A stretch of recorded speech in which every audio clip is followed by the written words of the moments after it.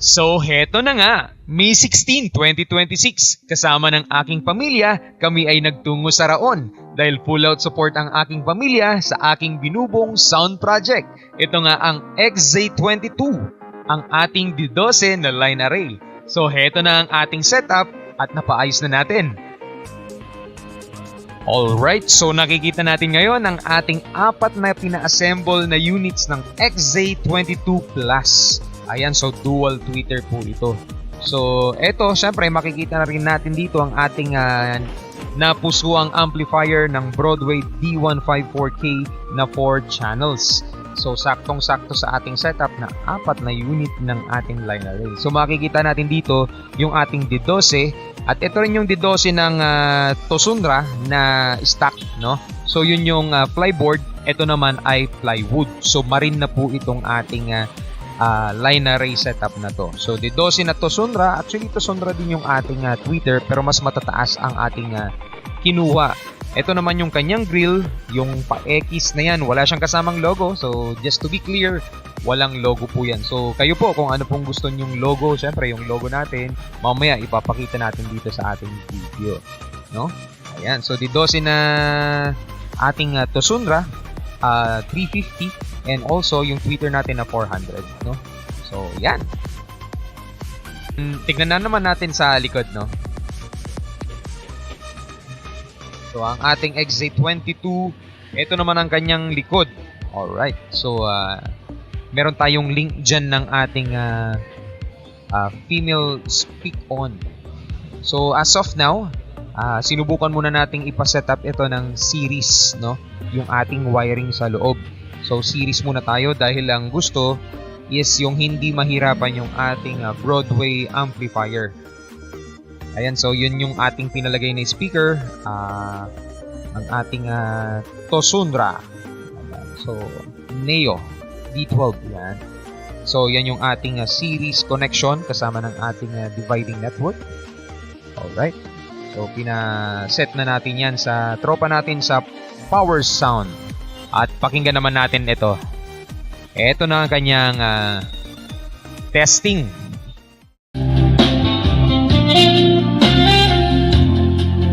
Cause time may pass, but longer than it'll last, I'll be by your side, forever by your side.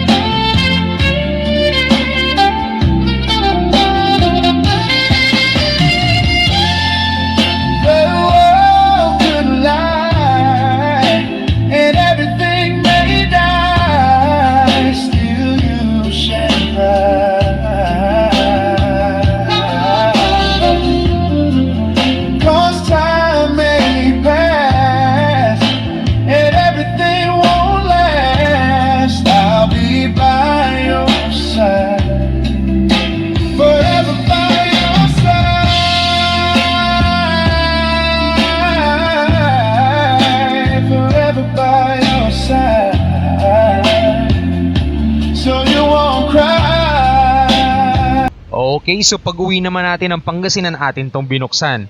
So, syempre silipin natin ang ating dividing network. Ayan. So, ating two-way yan yung ating dividing network dyan.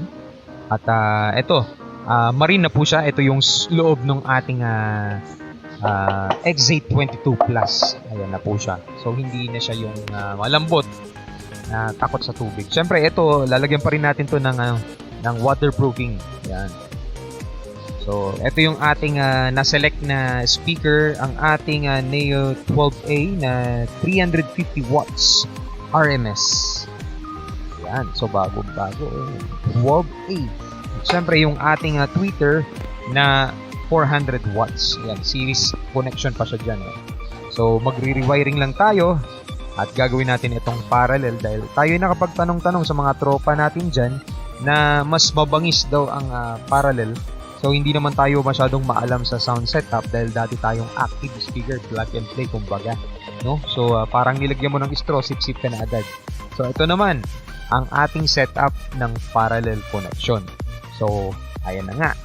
Ready na tayong mag-sound check. Pakinggan natin kung ano kaya ang tunog o pagkakaiba ng series to parallel. So heto na nga ang ating sound check. And so I cry sometimes when I'm lying in bed just to get out what's in my head. And I am feeling a little peculiar. And so I wake in the morning and I step outside and I take a deep breath and I get real high and I scream from the top of my lungs, what's going on? And I say,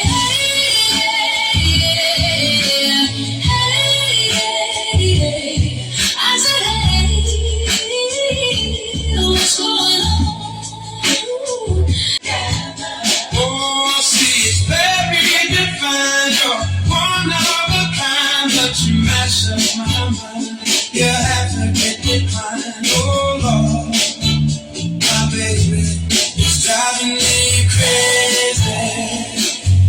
You're way too beautiful, girl.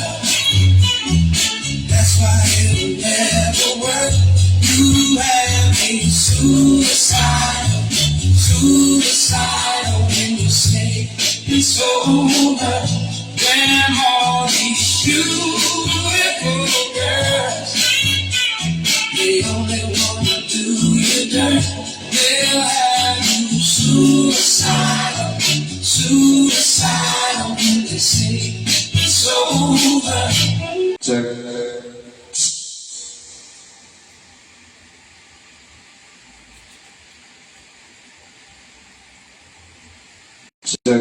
E. Check E. E.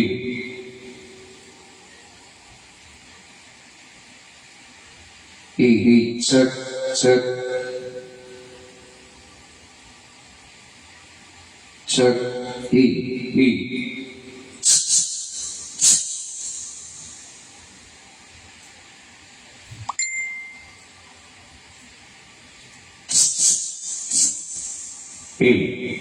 Check.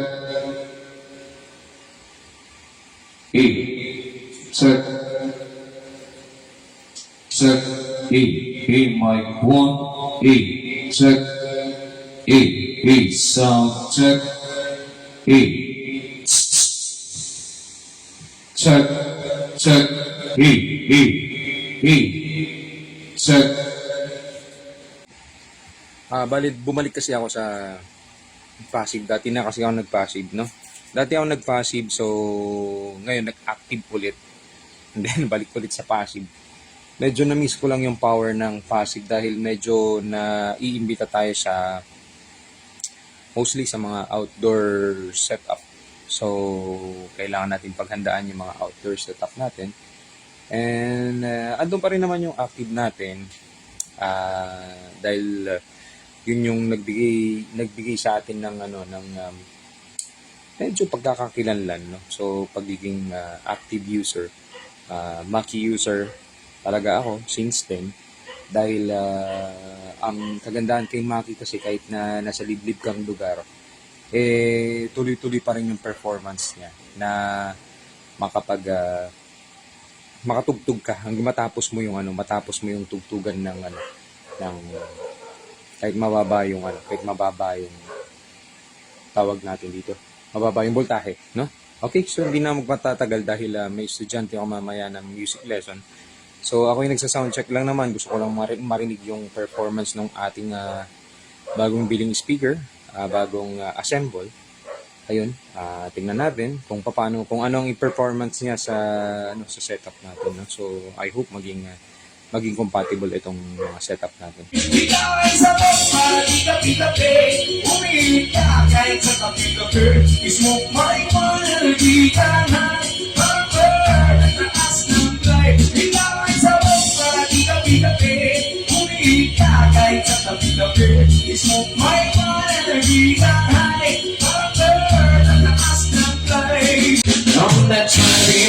the pain on the girl, the pain on you. The way you do the things are good. Reminds me of my last school. This way I'm on the grill. Burn on, say I'm the most that cool fuck up. The way you got me playing on you. The baby I do. Let me give me that beat. Money I am to my bow. Bouncing off the floor. It's sound the same already. It's there in the ignition. And the pressure to get you. I'm a rolling. Thought he got in a little wishing. Said we don't wrong. I'm like so I can wrong. It's a freaking wicked me that I had. It's a fun. Real slow. You make it hard for me. Oh, so you represent every life that we get. Oh, it's almost out of sexy. Yeah, you like it. No, I can't deny it, but I know you can tell inside. Oh, yeah. Boss Herbert and Sagol. Hello sa'yo, magandang hapon. Now, girl, I know you fail me. Boy, I can help you. You know that I want to. Bring me far away. Take me to your heart. Take me to your soul. Give me your hand and hold me. Show me what love is. Be my guiding star. It's easy. Take me to your heart.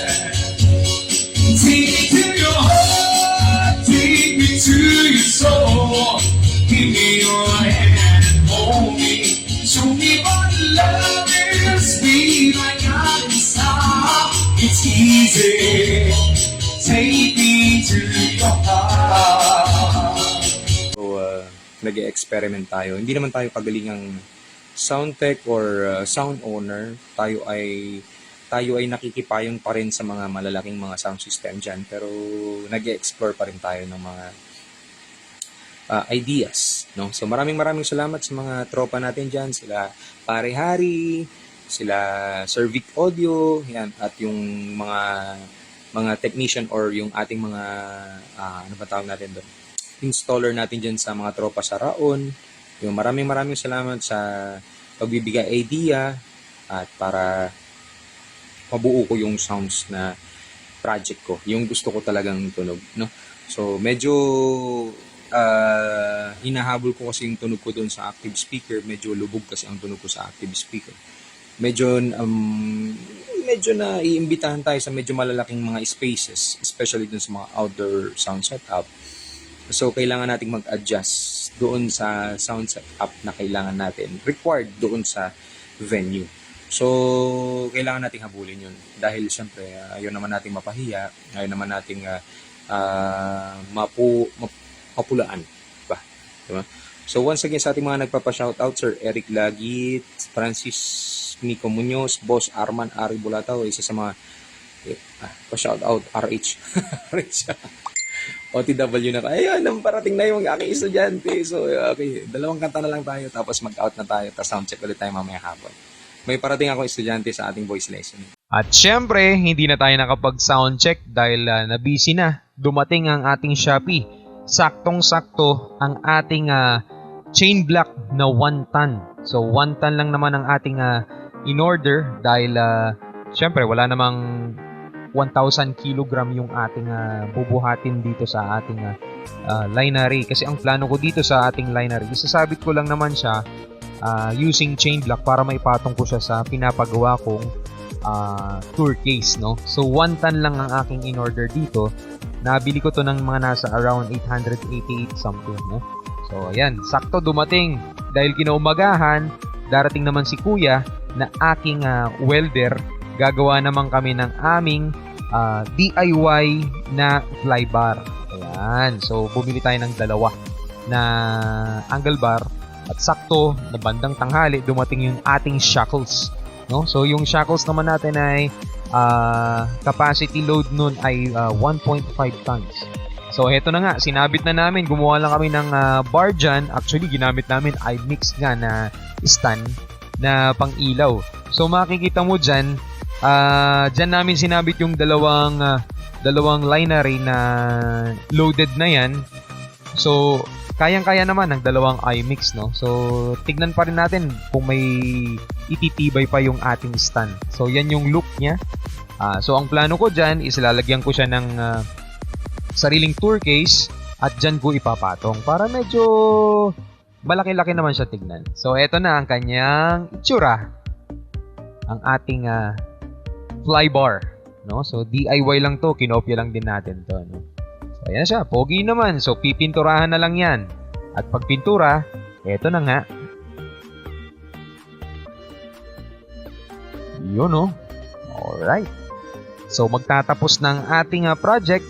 Ang aking kulang na lang ay ang aking tour case. No? So, syempre, after ng tour case, uy, dumating yung ating sticker mula Indonesia. No? So, syempre, dikitan na natin yan. Kasi nga, bakit nga Maki yung aking nilagay na logo? It's because matagal din po kasi akong user ng Maki. So, actually, ina-out ko yung aking mga active speaker na Maki. Meron po tayong 8 units ng Maki. Ina-out ko yung 4 doon dahil na nag-decision akong mag-passive muna this season. So, tingin ko hindi ko magagamit yung aking 4 na unit. So, i-out ko muna siya. So, dahil sa pagmamahal ko sa Maki, Maki ang napili kong logo. Siyempre, after natin ng Maki logo, ang atin namang waterproofing, no? So, ating duty. So, after that, yung ating tour case. So, maraming salamat sa iyong panonood. Kung umabot ka rito, maraming salamat sa iyo. Message ka lang sa aking Facebook account o sa number na nakapost dito. Tumawag ka lamang.